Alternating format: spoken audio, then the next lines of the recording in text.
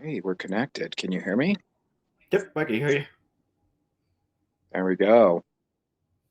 Good morning. Morning. Sorry about the technical difficulties yesterday. That's okay. Got all fixed. Oh, it's all good. So how do you want to start? How do you want to do this? Let's take a look at your boiler real quick. See what you Okay. have. So FYI, since talking to you yesterday, I came down. I noticed that the pressure the pressure continues to drop Okay. on its own. Um, Gets into a lower psi, and I have a hose connected because it just randomly does that. So it's one of the things that I do when I get here. So I rose the psi yesterday. So Should how do I switch the camera here? be a button on, or should say flip somewhere on it. Oh, here we go.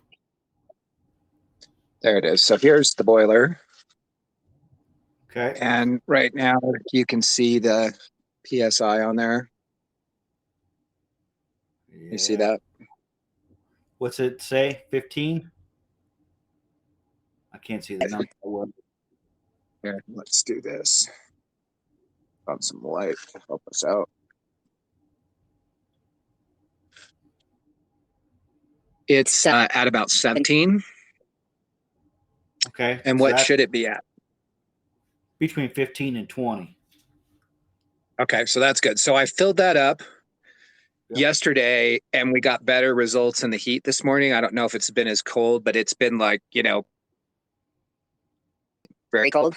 Yep. So it seems Okay. that, when I got in, I want to lie down closer to 5. So Okay. I have this hose right here connected.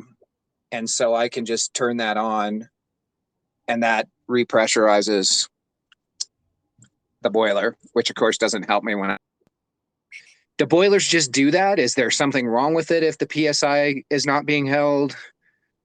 How does No, that start? there's either an air pocket. So in an air pocket, so it's just like a straw. You're sucking shake through a straw, and then all of a sudden it just gets stuck, and then you got to blow through it, Okay. and there's a pocket it just like that. It's just like that. Um, Okay. what's the manufacturer of the boiler? It's a ACV triangle tube Prestige, which I understand is pretty. Uh, we beg to differ on that one. Oh, Um, yeah, yeah, we don't. Yeah, I don't. I don't install triangle tubes down here. They're garbage. We don't like them that much. oh, They're just got it. cheap. Okay. They're cheap. But it's not to say that. Yeah, it's not to say that's not going to work or anything. I mean, they're sold all the time. They're just a pain in the ass. Okay. All right, let's take a look at your lines downstairs. All right. So this is my fantastic thing. Originally had copper. They abandoned it and went to the PEX or whatever this tubing is. Oh, it's And right then there. we Okay, have this. so Yeah, I real mean, it's quick, coming out right here. yeah. So on that PEX right there, it should Yep. say uh, PEX A oxygen barrier.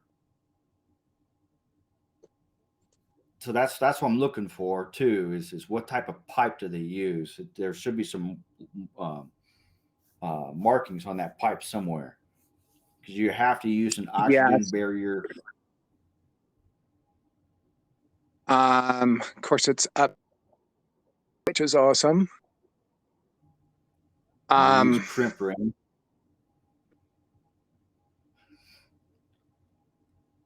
So yeah, if you want to send me a it picture of says, that, yeah, it says U UPONOR PAX yep, use ER 253. Looks like IC. ES. Yeah, somewhere on there it Maybe. should.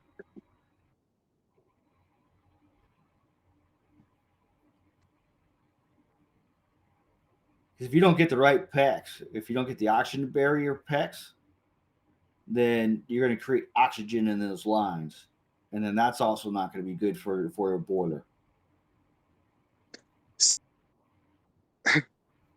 This wasn't here like this before they put this in. See how it's drooping here? This guy So that, right here. is that your heat line? That is a heat line. Okay, so And yeah. well, maybe it was supposed to be attached up in here. Looks like there's a little clamp there. So there's that. Well, I hate to be the bearer of bad news, but I'm. This is just. Is it looped just like I see it? Just like that little horseshoe right there. It's not tucked up in. This It's will, not. It's. yeah. No. This is what you're seeing right here. These is Coming up through here. And then, as I mentioned, we have, insulation up there. It's not enclosed, of course. okay. Well, and then, all kinds. and then it's, yeah, it's just those idiots. That's part of the fucking problem. I'm just noticing that now. The lines on the other side, and these are not warm, so maybe these are not active.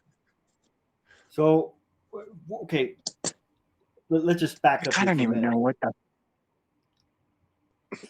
Okay, so first of all, you can't have hydronic heat lines dripping down.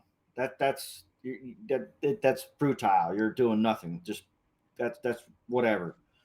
Second thing is that when you go to run hydronics, you need equal spacing. So it doesn't matter what's in-floor radiant heat, snow melt systems, the sidewalk, whatever. Okay, it is what it is. You got to have equal spacing. So it's either 6, 8, 12 inches from center to center of pipe.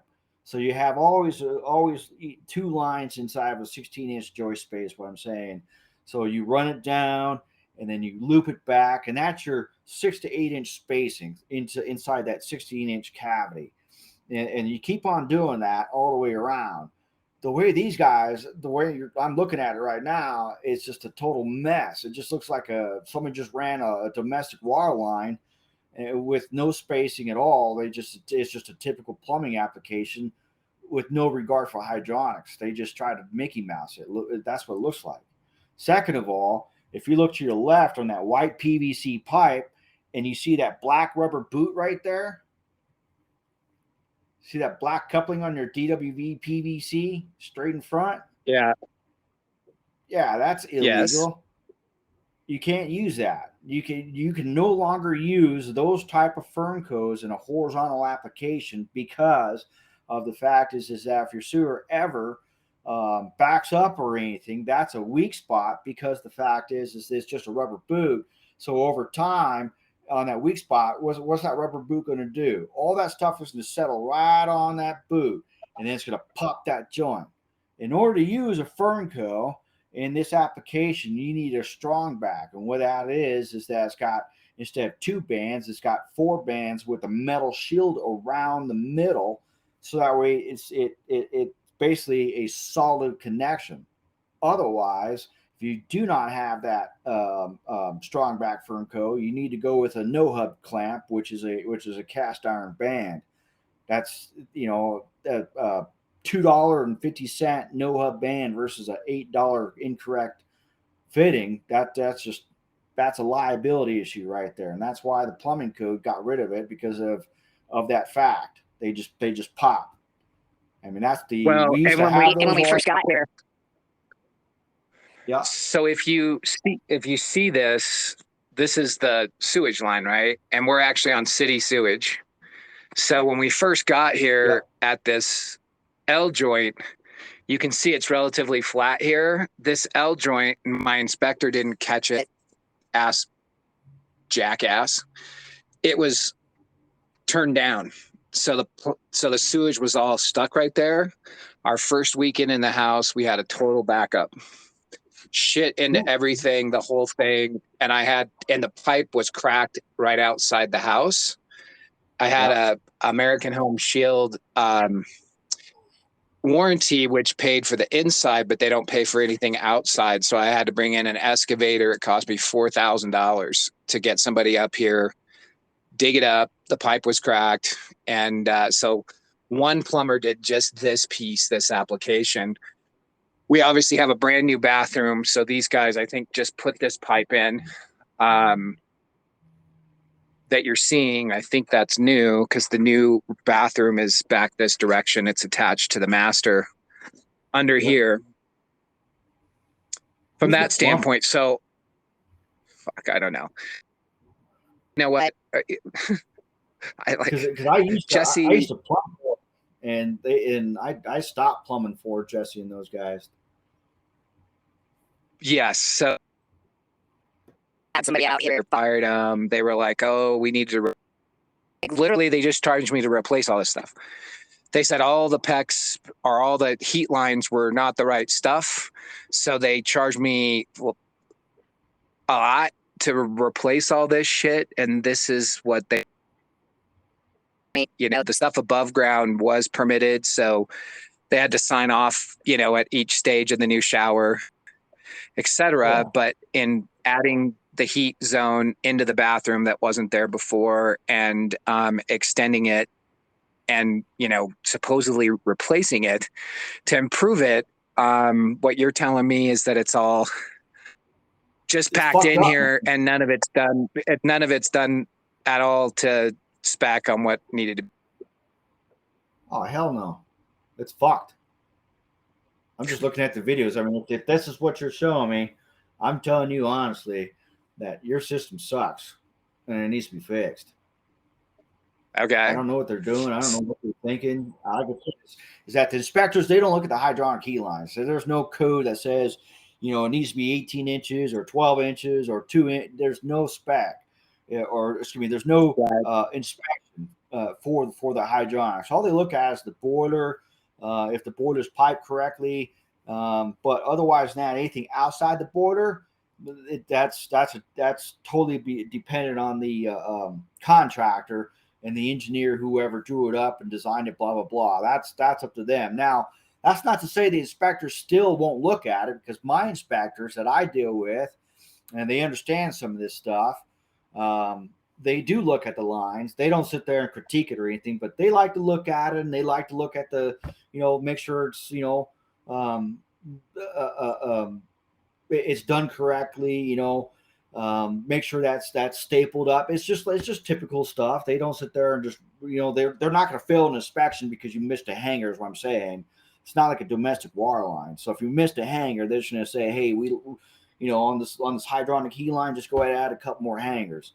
But if it's a domestic water line and you're missing a couple of hangers, that's a different story, because they could fail you and they say, well, we'll come back and re-inspect your domestic water, as opposed to the hydronics. So getting back to the hydronics, this is just, looks like they just, basically just chucked it up there and called it good. You gotta. It feels like in the floor. There's huge spaces where it's warm and then it's cold for feet. Well, those hydronic heat lines, when you run them underneath, okay, you're not supposed to run them underneath the joist as typical as you see right now. Okay, you're not supposed to do that. They're on the bottom of the joist. No, sir. They need to be stapled up. And you could look on the internet.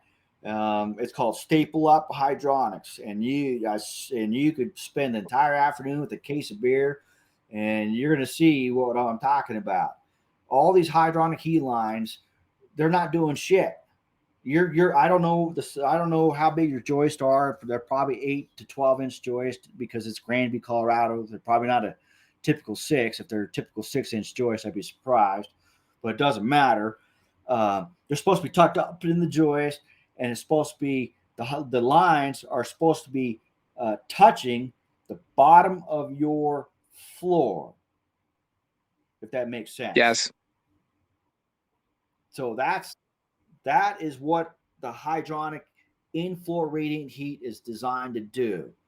This application right here, as they ran it, the hydronic heat line is just like a domestic water line, just straight underneath all the joists, stapled it up and expect it to work. I could get an engineer on the phone in about 2 seconds and he's going to tell you the same thing. Rip that shit out. It's got to be fixed right. It's not. Okay. It's doing you're just pissing money in the wind. Seriously. Oh yeah, I've burned gallons of propane since I've been here. Yeah, because it's trying to heat that cavity. That's the thing. That's the whole entire principle about it. Is that, you got to have it. You got to protect it just like a cavity. So you have a box. Inside that box, you have your heat line in that box. Now, if you open that box lid, where does all that heat go? Is it going to stay in the box or is it going to go out? It's going to go out. Yeah. And it's going to keep going out, and it's going to keep filling that room full of air until you close that box. And then now when you close that box, air has nowhere to go except for in that box, and it stays in that box. That's got it. Exactly right. So you need to enclose it. And that's why I was saying is that it's the staple up. So you staple it up there. And I got pictures, and I'll send you. I'll send you. It's called Company Cam. So I'll send you a link, and it's a project that I did. And I could also send you the customer's information. You could talk to him. He'll be more than glad to talk to you. But I just did all this staple up for him. So out here in Colorado, I removed all the freaking hydronic heat lines, replaced all the border, did all that jazz. Okay. And then I stuck in all the hydronic heating lines, and then they insulated it and they drywalled the ceiling. Now I understand this basement is much like is kind of like we'll call it a cold room or a cellar, shall we say? It's not exactly a basement, meaning nobody it's not would a finish use it, is what I'm basement. saying. So yeah, no, it's crawl space. It's unused basement. Correct, but if you're going to do hydronic heating lines, in-floor radiant heat, you gotta, you don't have to sit there and paint the drywall. You don't have to put mud on the screws. But again, I don't care if it's plywood or cement board or drywall, but you have to enclose that ceiling because this unused room is designed not to be heated. And right now, what you're trying to do is heat that room. With all those lines that's sitting down underneath the joist, that's exactly what's happening. Is you're trying to heat that room. So all that said, what would be the plan of attack, and when could you do it? Because obviously we're not here all the time, and we're here till a week from Friday at least, I guess, probably around the 15th. Yeah, I mean, I do have time, so it's not going to be overnight. I'm pretty sure you understand that. So this is what we call chicken shit gang, because I literally have to go up there blind. I understand I have this video, but I have to go up there blind and physically put my hands on it, so that way I could figure out a game plan here and see what we can do. Because then I'm gonna have to go back to my office with whatever pictures I come up with and actually draw it out somewhat, get a game plan, and then I'm gonna have to get a cost to you, because it's not going to be relatively cheap, is what I'm trying to tell you. It's going to cost you a couple $1,000s for me to come in here and take care of all this. So you're essentially looking almost a week's worth of work, a couple trips for me to go up and down, at least one trip to go up to take a look at all what you got right there, to figure out what we need to do. If the pipe is correct, that's good news, because maybe I could save it. If it's not, then that's a different story. Got to look at my routing. Got to look at how much linear feet of tubing we got, so we could balance the system. So there's at least a half a day's worth of work for me to go up there and trying to decipher what we can do to get you back on board. Yeah. So that said, when could you come up to do that? Let me see here.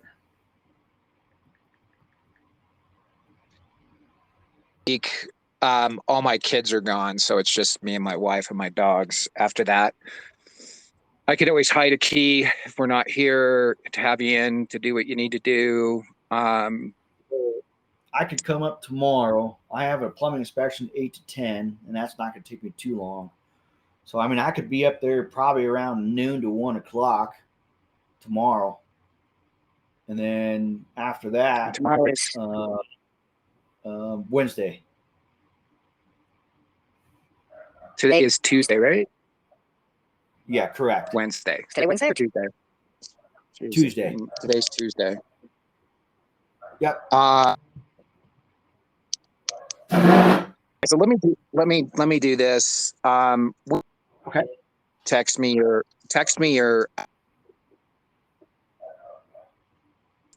Real quick, and then I'll text you back. I got people going in different directions the next couple days. Let me. couple. Two of my daughters Yep. work, so they'll actually Here, but they're working, so they'll be working all day. They'll be here till later in the day to get that done. Yep. So why don't you text me? Let me just. So tomorrow you'd be in Around noonish, do you think? Yeah, about noonish. Is that what you're thinking? Shouldn't take me that long to do a plumbing commercial. Or Or after that? Yeah, about noon. No, I'm thinking about noon this latest because it usually takes me about an hour, All right. maybe an hour and a half if that, for an inspection. Okay. Well, maybe you can text me then from there, and we'll let me just confirm that with everybody else that will. And we'll get you up here to check it out and see what you want to do from that standpoint, and then we'll go from there. Yep. And then, like I said, I'll send you the homeowner's information and that link for the company cam. And like I said, it's free. You just sign up, and then you can view all the pictures. And you can give that homeowner a call, and then go from there. But yeah, it definitely needs to be fixed. All right. Well, let's get to it then. No time better than the present. Okay, no problem. Okay, so text me and then I'll confirm. Thank you. Okay, no problem. Thank you. Bye-bye.